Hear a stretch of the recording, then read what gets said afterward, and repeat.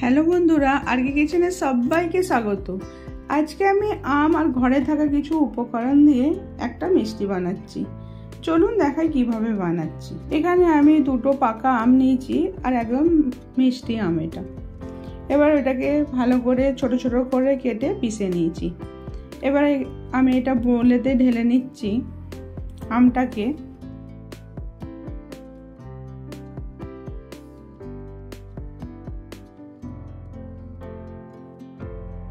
তারপরেতে 1 cup ময়দা দিলাম, 5 চামচ সুজি, স্বাদ মতো নুন দিয়ে এটা মিক্স করে নেব।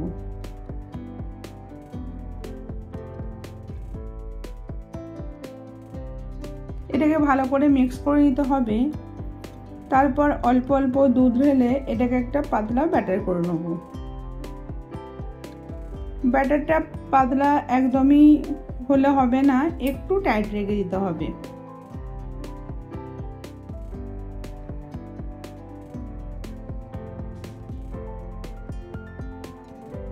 ভালো করে এটা মিক্স করে নিতে হবে। এই ব্যাটারটা ঠিক এরকমই বানাতে হবে। এটা আমি এবার রেখে দিলাম 5-7 মিনিট। এবার আমি চিনি নিলাম 75 গ্রাম আর অল্প একটু জল দিয়ে একটা রস বানিয়ে নিচ্ছি।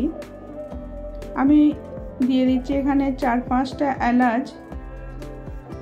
এবার চিনিটা ফুটে যাওয়ার পর আমি এটা আমার এক্সট্রা মিষ্টির রস ছিল ওইটা দিয়ে দিলাম 1 বাটি। ফোটার পর আমি একটা বোলে ঢেলে নিয়েছি। তারপরেতে আমি ফ্রাই প্যানেতে তেল দিয়ে দিচ্ছি পরিমাণ মতন।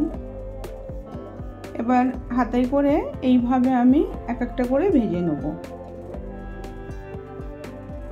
এটা আমের মালপোয়া হচ্ছে। এইভাবে উল্টে পাল্টে একটু ব্রাউন করে ভেজে নিতে হবে। কত সুন্দর ফুলেছে আর এই মিষ্টিটা একদম নরম তুলতুলে হবে। এবার আমি এটা তুলে নিচ্ছি। এইভাবে আমি সবগুলো ভেজে নেব।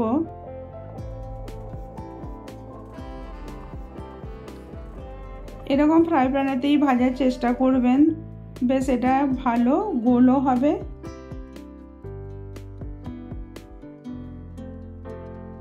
এইভাবে উল্টো পাল্টা ভেজে নিতে হবে।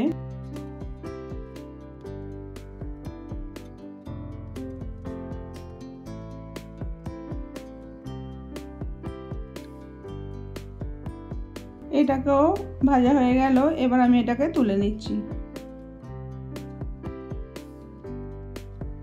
এবার আমি রসেতে এটাকে ডুবিয়ে দেবো 2 মিনিটের মতন।